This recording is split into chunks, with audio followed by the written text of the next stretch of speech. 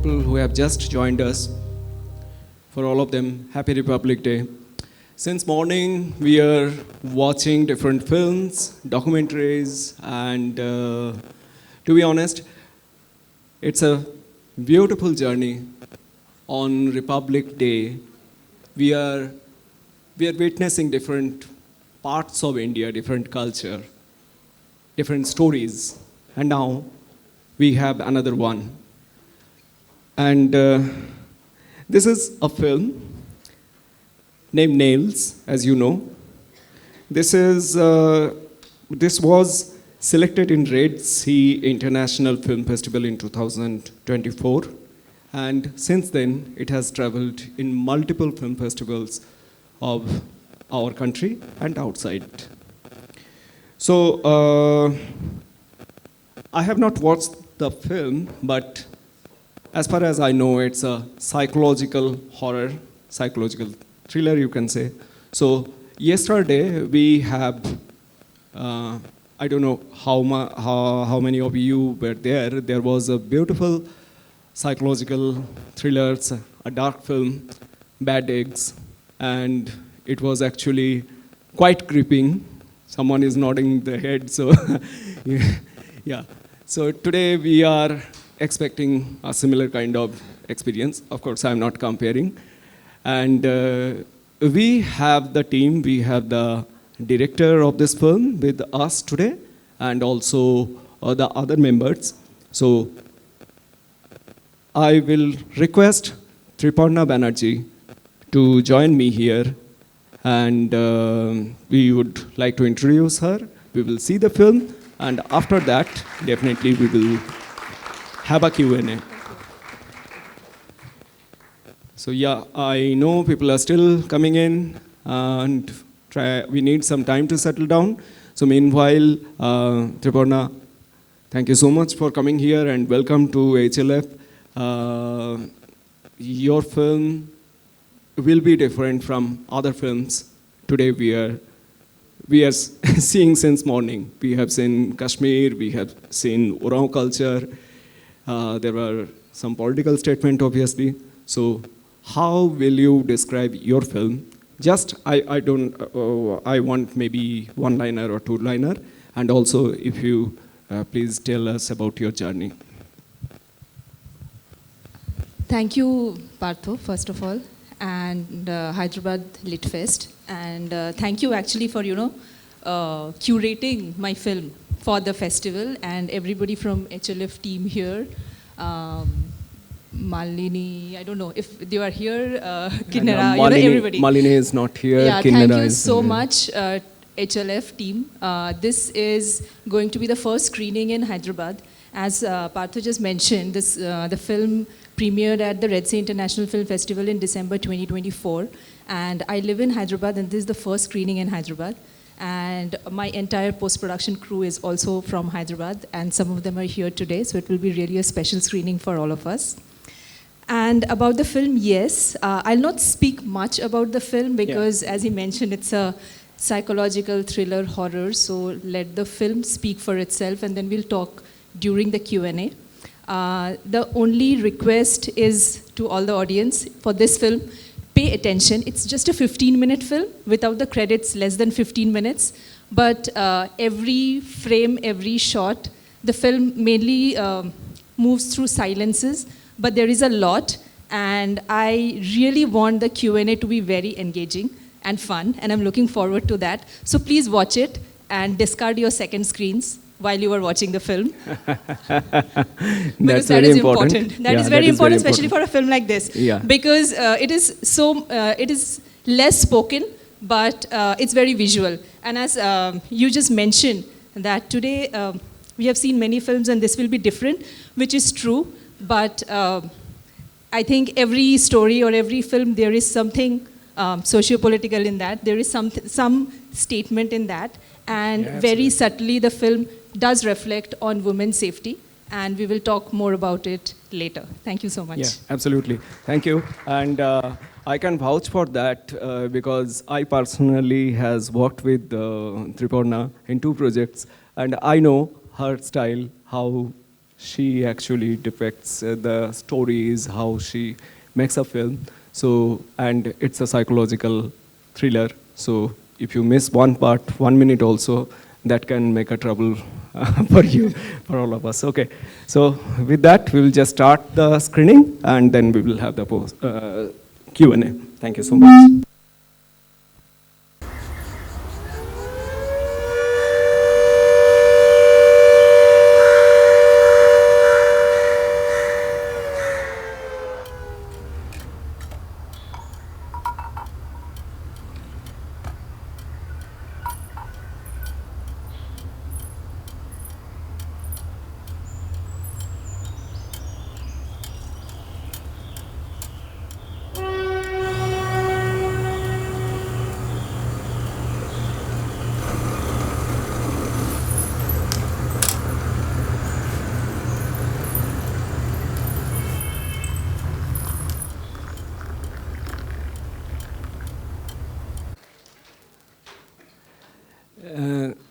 So Triparna, so Triparna is not just a filmmaker. She is a screenwriter. She is a teacher. She is a visiting professor, and her films have gone to different places, different festivals, as I said. So, can we please have the door closed? Thank you so much. Okay. So Triparna, about this film, anything from audience, those who have watched the film, anything from the audience about the psychological horror thriller, what is your comment? We will come back to her. We will definitely listen to her, but before that, any comment, anything that you have observed in the screenplay, in the acting, or whatever. Hello, can you please close the door, volunteers? Thank you. Yeah, anything? Yeah, where? Okay. You can come forward, please. Yeah. Any volunteer there? Can someone go up with a? Yeah, we can. Yeah. I was thinking of deviant behavior or the whole thought of it. So the younger girl has Down syndrome, and ideally, as privileged people, we would say that she's deviant or she's part of the spectrum. But what we accept as normal behavior can be so deviant and comes out in different ways. That's what was coming to me as I kept watching the film. Although I never expected her to kill the man. So, good observation. If you see the film, it's the character of Moni, the younger sister who has Down syndrome. She's actually the voice of reason. She's actually the only voice of reason. Obviously, in the first scene, we don't know why she's admonishing the elder sister and telling her no. And then eventually, we realize that why she is constantly telling her no. And that was obviously a part of the script, and it was very intentional that to people whom we don't seem normal are also normal. Basically there is so many levels of otherization that we have done to everybody around us, culture, language, community, ability, disability, everything. We are constantly, as human beings, as we have evolved, we have just found out more and more ways of just alienating or separating the others from us rather than just believing that we are just all humans. So that was definitely very consciously done, also because my aunt has Down syndrome. So the story, and obviously growing up, my aunt is my aunt, like Mossy. So she's normal for me. Obviously, as we grow up, we realize, okay, this is a genetic condition, it's Down syndrome, this is supposed to be a disability and all this thing. So the story started somewhere like that, So there were two. So one was the story I really wanted to write something which has a Down syndrome character. And just a trivia, I think, for Partho, and also there are a few Piali and others. I first wrote this as a short story. So there is an organization here called Bengalis in Hyderabad, and they publish a magazine. And I wrote this story, and it was first published in that Collage magazine even before I shifted to Hyderabad. Yeah. So it came as a short story called Nail Polish. It was a little different. And then a few years later, I thought of making this into a film, and also I'm writing a feature version of it. So there were two separate inspiration or incidents behind the film. One was obviously my aunt. As I said, she had Down syndrome, and I wanted to write a story about a sort of, dysfunctional, or, like people, family, who other people will not consider normal. It's just two sisters, their parents have died, we really don't know what has happened, not much, at least through the short film. And how this sister, who everybody thinks is weird, is actually the only normal person. And the other experience was like, I did my college in Delhi. That was mid to end 2000s, like 2007, 8, like that. And it was so I was to go to college, then I was pretty active in theater and other stuff. So I had to travel late in the night. And late in Delhi means like 8:39, utna hi late.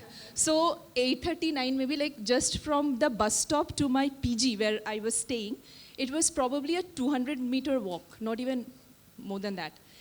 But I used to actually carry a knife with me. True, I used to carry a knife on my right hand, like holding like this, and on my left hand would be my mobile phone. Those days it was the button-dialed phones, which used to be on 100 on a speed dial on 1. So my thumb would be on 1 and my left hand, and my right hand would be holding the knife while I would walk. And I was like, I should not, even have that moment where I am having to use this. And this experience was there, and when I was sort of writing Nails, it was that character, like what if somebody actually ends up using it for whatever reason, and what will happen to them from a trauma or, multiple perspective, and this other character. So there were two different characters or two different situations which brought the film together. Wow, wonderful. Thank you for sharing it. So before going to the next part of the conversation, I would like to invite Shibaji Chandrabhushan, who is part of the producer team, associate producer, I think, and the editor also, the editor of the story. A big round of applause for the, that kind of, yeah, and also Tarun. Tarun is the composer. Is the composer of the film. Yes. Please, a big round of applause for both of them. Hi. Thank you. It was good work, definitely. Okay, so Triparna, you are truly an independent filmmaker, I know. So, and the journey of an independent filmmaker is not easy. It's not easy in any sense. You can put it in that way. So, when you make a film, the first thing is, how do you get the going? How do you get the funding?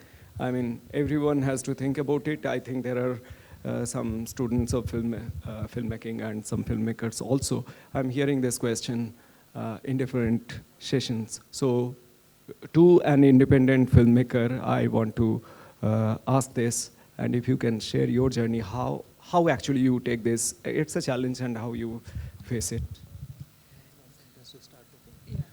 Just one sentence to start the thing. I mean, we are two of the people who have worked unpaid. Yeah. So the first thing one has to do is find people who are whom you can make them work without pay. It's a different thing that I am her husband also. Yeah. But later find other work which pays them well as well, and hire them professionally. So, okay. Yeah. Coming back to them. So. The funding strategy for this film, and I guess most short film, is not just beg, borrow, steal, but mainly beg. So that is the main finance strategy for most of the independent films. And you are right, it's extremely, extremely difficult. And it is difficult. There is nothing to honestly glorify it. It's a big problem in our country that it is difficult. And we should, it should change. I know, in Q&As and people, and spaces like that, people are almost glorifying the fact that it's difficult, but it is a big problem of the industry. We don't have independent filmmaking support. We don't have funding for documentaries. We don't have any either incubation or support or even distribution platforms for short films, which is a huge problem in a country which makes like the maximum number of films in the world. Right. So it is a big problem. And there should be, because without that, we are not, first of all, then there is no equality. People with either money or either access are making more films. And secondly, there is also that's why in most of our mainstream film industry, there is a complete lack of diversity in storytelling. Right. So that's why you just see similar films everywhere. Because how will people who don't have the access or the money make film? And also, like for me, I started working very young. Like I'm working since I'm 19. This is my 20th year, in the film. It's 2026, so this will be 21st year, in fact. So, and it took so long to just build access. So for the funding of this film, I mean, it's a complete different, it should be a workshop topic separately. It can't be just covered in a Q&A.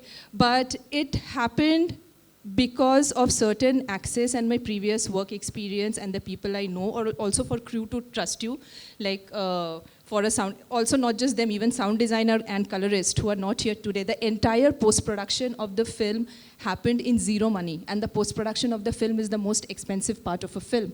We could shoot the film because of a friend of mine who is a producer, an European producer, and he obviously understands the independent filmmaking scenario. And he said that I want to support your work because he knew of another film that I was trying to make, which would have been my first feature, but it is not yet made. And he wanted to, support during that phase, and that film didn't happen. So he said, okay, if you're making a shot, I will at least support the shot because that is something I can do. It is lesser money. So there was a little money that came from him. And that's how we could shoot the film. The day we were shooting the film, the morning, my producer, Aishwarya, she gets a call from another financier who has committed 2.5 lakhs only, saying that I'm not able to give the money. And that's how the post-production suffered, because we were depending on those 2.5 lakhs to continue the post-production.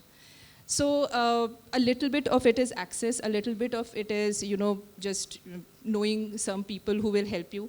I did raise some money through this method called fiscal sponsorship. It's very complicated. It's an American non-profit system. You all can read about it, anybody who is interested in. But again, it's very complicated. You need to have certain access to people in the US to be able to raise money through that. I could do it because I'm a fellow of a US government's professional exchange program. And finding people, finding partners, like Annapurna Film Studio, Film and Media College here, they helped me in doing the post-production because I'm a visiting faculty there, and my sound designer is an alumni, my colorist is an alumni, so I could use their studio. So yeah, it was like people just coming and helping.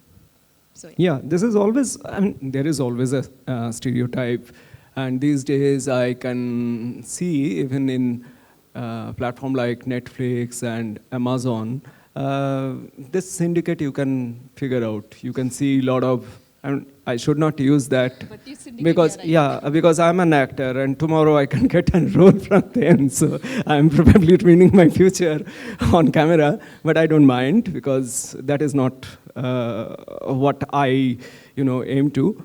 I will give you one. I want to share this. One of the casting directors, when I sent my profile, he suggested, "Sir, आप एक काम करो, आप तो आपके as के हिसाब से देखते नहीं हो. You do this, you build up this body, and सब लोग आजकल ये beard बना रहा है, तो रणवीर सिंह जैसा वैसा बनाओ." मैं बोला चल हट, मैं ऐसे नहीं करूँगा. I'm like this. If you have a character, I'm there. So it is always a challenge, and I know you and Shivaji both, you are navigating through this. And let me tell you, the audience, Shivaji is not just an editor or something. He maintains a very low profile. I know him personally for years now, but he is a national award winner. His debut film, Frozen, was awarded. He was awarded as the best debut director, and also the sound, right? Yeah, cinematography. Cinematography was awarded. So is it available on YouTube? No, not anymore. that is a beautiful film and shoot in Ladakh. So yeah, so definitely your journey, you can probably mentor other people, other filmmakers. So mentoring is very important. Okay, so as you said, you have made this film, this short film. You somehow got some finance, and what next? I mean, the story, it is something like not ending here. It is like that short stories, Shesh hoiya hoilo na shesh in Bengali. That was, see, the first thing, when the story came in, it was me and my brother. My brother is also credited as a co-writer. So you're like just random brainstorming on a boring afternoon, kind of. And he said something, I think basically the first scene, he's like, say, imagine it's a house, we just see very low-key, a woman, she is making chai, and we don't know, but on the kitchen sink, there is a bowl, and it has some mutilated body parts. And I was like, okay. So that is exactly how the story, like the germ started, and then I eventually wrote it as a short story first. And then this script, and while the short film was being written, I realized, and also me, Aishwarya, like Shivaji, all of us, we were talking, and we realized it's a story which can be told in so much broader way. So I am right now developing a feature version of Nails. So I am writing that script. And yes, although the short film is definitely, I feel, complete in itself, if somebody pays attention and watches it fully, so there is a total arc, what is happening, what has not happened, and of course, as a short film, you know it. You might know everything, you might not know everything about their backstory, but you do get a glimpse of Dolly's backstory and what has happened, and what is what. But yes, there is a scope of telling this story on a larger canvas, and that is my aim right now, and I'm working on it. All the best, all the best. Thank you. And that should happen. And okay, with this, any more question from the audience? Yeah, I would like to. Yeah. My name is Shubhakar. So I wanted to ask, why specifically nails? Is there a reason? Why nails? Why The not title- any other? Why not the head? Yeah.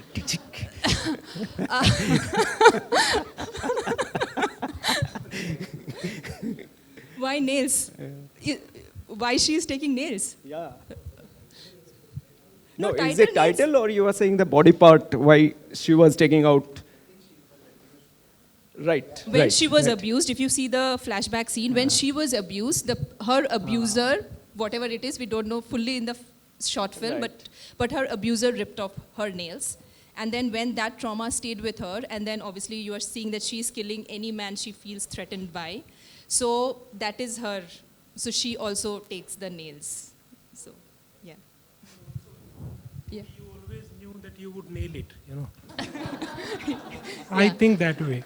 When I saw Shivaji's film, I was frozen. And today I knew that your heroine is nailing somebody, and you nailed the movie. Thank you. Also, I Wonder. think there is certain, obviously, like the feminine perspective as well. Like as a female serial killer, she's putting nail polish on the nails later on. So there is some aesthetic sensibility in the murders as well. Oh, yes.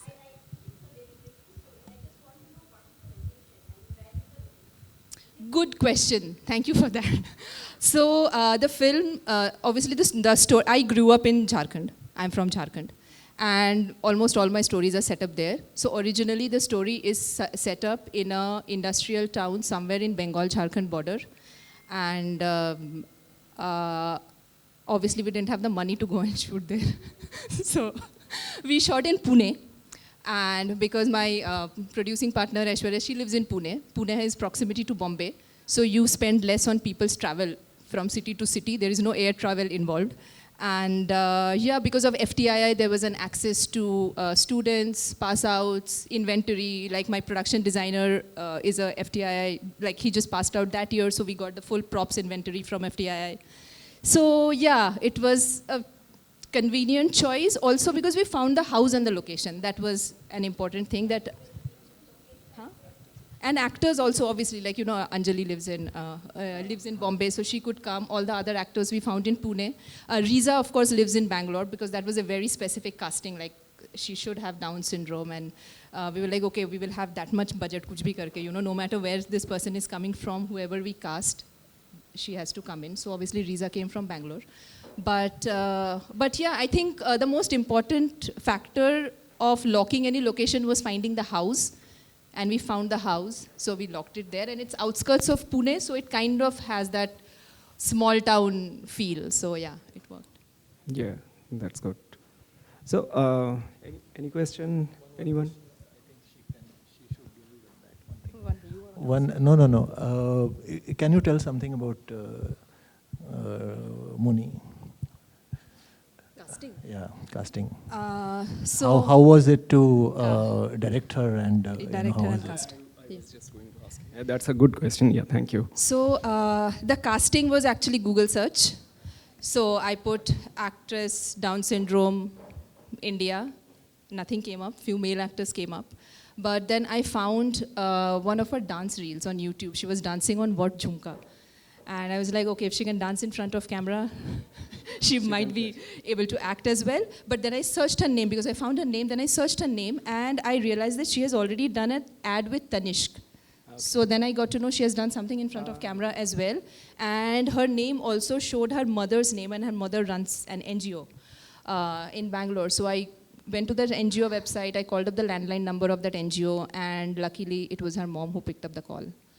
And she called me back, and that's how we got her in. I said, I want to do a Zoom call with Riza. We had that Zoom call, which was sort of an audition, whatever. I said, her, can you sing? Can you dance? Can you, whatever, can you act? And he said, yes. I said, you can speak in Hindi? She said, yes. And I said, sing a song. And she started singing, Ek Hazaron Mein Meri Behna Hai. And me and Aishwarya were like, okay, this is a sign. She's locked. So, yeah, that's it. But directing her on set, yes, obviously, it is a little difficult because, you can't just... Also, I didn't rehearse because I didn't want to over-rehearse and then, complicate the matter. So, the only problem with her is obviously she can copy and repeat the actions and the dialogues. Dialogues had to be improvised a little. But the biggest problem was eye shift, because that is a very important part of actors. Like all the actors here, you know that where you are looking, where your eye is, you can't shift your eye after a cut, you can't look into the camera. That was something which was very difficult to, maintain for her. So we actually had to create a black curtain hiding everybody with just the lens being out, so that she'll not see the humans, so she'll not react, her eyes will not shift. And like that, we shot most of her sequences with the black curtain. And yeah, also a lot on editing as well, because the eye shift, obviously you never notice the eye shift in the film. It is mainly because we had to manage a lot on edit. And I think everybody who sees the film says that we want to see more of Moni. And we're like, talk to Shivaji about that, because whatever you see is whatever we could show. So, yeah. One trick what we did was we kept the camera rolling many times, because now with digital cameras, that is one leeway we can, advantage we can take.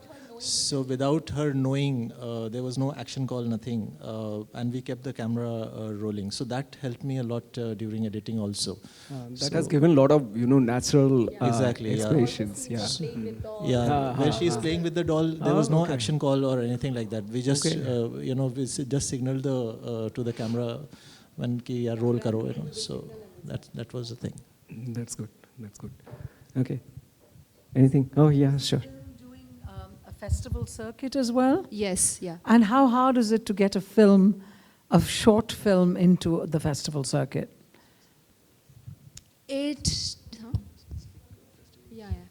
Again, it depends, and it's it depends on many things. There are obviously certain festivals which are specific to short film festivals. There are certain specific genre film festival, but in general, even they are very competitive. First of all, it is competitive. They are expensive. Also expensive. So you have to know people to get a waiver on the entry fee and all those things.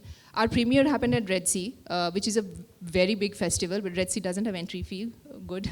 So we applied, we got selected. Once you've, obviously they invited also, the world premiere was there. And once you get selected at the first big festival, that does, make the other shorter festivals notice the film, and that's how, you get some other programmers invite you, or you keep applying, and then you Yeah, it all. I don't know. There is no formula. Or there is no method to it. It's completely up to the curators and programmers to select Exactly, it. it is or not select there. it. There are almost more than 7,000 film festivals around the world. It runs. There are platforms like Film Freeway, so where you can find out, you can submit your film.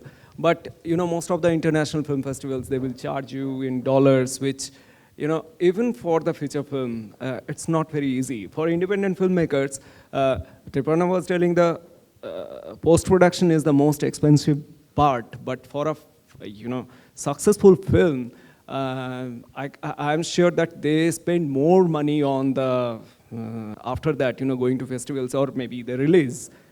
You can see all the news how when a film is getting selected for Academy Awards. I mean, in the panel.